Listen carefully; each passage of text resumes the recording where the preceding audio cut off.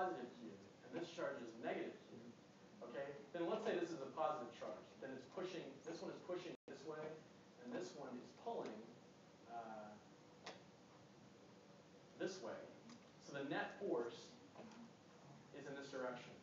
So if I take a charge and I move it on this line, this force does no work because it's perpendicular to the direction of motion, which means the change in potential from here to here is 0. Okay, now that's one way to calculate it, using basically mechanics. Another way to calculate it is just using the difference in electric potential. So the potential here at the top would be K, Q, big Q over this distance, A, plus, now this is a minus Q, so it would be K, Q, minus Q over A. So we start out, the potential, this is potential energy because it's 2 Q's, the charges. Okay, it's 0. And if I move down here, the potential energy would be exactly the same. It's just that the A, which was this distance before, would get replaced with A over 2, which is that distance.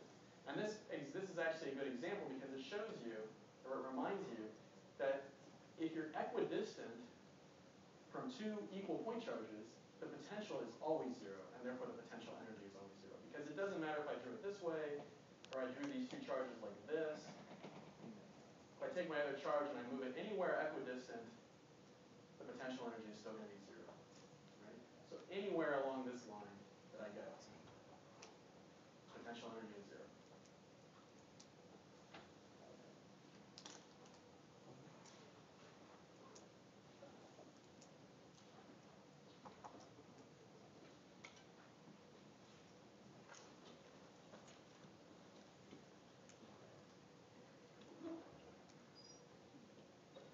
So going back to Schrodinger again one more time, the oscillation, or I guess the wave function, that's the, I guess that's the actual like wavelength of the, of the light or the particle, whatever is going through the, medium as well. And the more it's oscillating, the higher probability it has of being in that location. The larger amplitude, the larger the probability. The faster it's oscillating, the greater the energy of the particle. So, I'm just trying to make sense of like what that's actually like showing. So the amplitude, so like where it actually is on that, in the well or the, whatever it is, like vertically, it doesn't mean anything. It's the amplitude. Right. Vertically doesn't mean anything. That's just a diagram, okay. a technique to show that the energies are higher. Okay. So sometimes we draw the wave function on a y location that corresponds to the energy of that state. Okay. But the real wave functions, this doesn't mean anything. Okay. It's the same thing for standing waves on a string. They represent higher energies, and they're drawn on a diagram usually stacked on top of each other. But it doesn't have anything to do with where the string is physically. Okay, so when the drawing where like it was oscillating a lot or lots of amplitude, that means there's high energy. Then when it was inside the well, it was just a very, very weak, I guess, long line, horizontal line almost. No, and it was a very small oscillation. That was going exactly that one on the right. Far right. This? Yes. Oh, this is not inside the well. This is inside the barrier.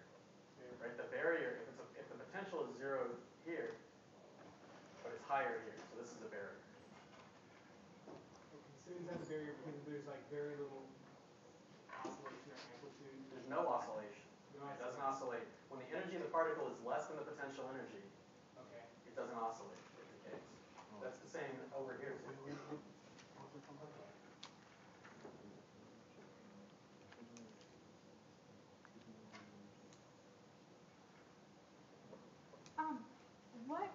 What kind of energy do the wave functions represent? Like The wavelength we're talking about is really the momentum of the particle, so it's associated with the kinetic energy. Okay, because in like the middle of those wells, the potential energy is 0. Is that like it's 0? The potential energy is 0 here, 0 inside there. Okay.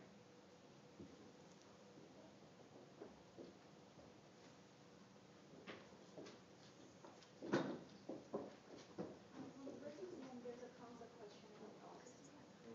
There's a formula. Can you quickly remind us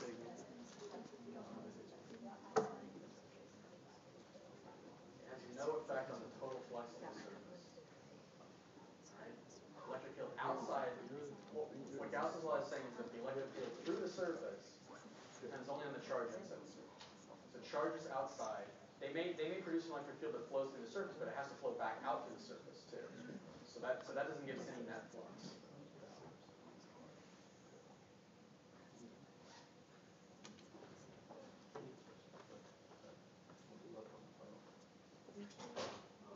Is there a question? There was one fellow asking for this, but I never could guess. There was like 4 different lenses or something, you know, where like if there's a lens, like 2 mirrors for the image got reflected and stuff. Will there be anything like that complicated? No. No problem with multiple lenses or mirrors.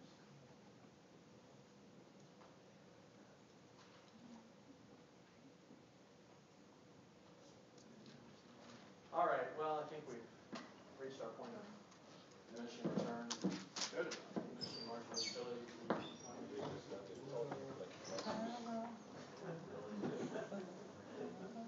What?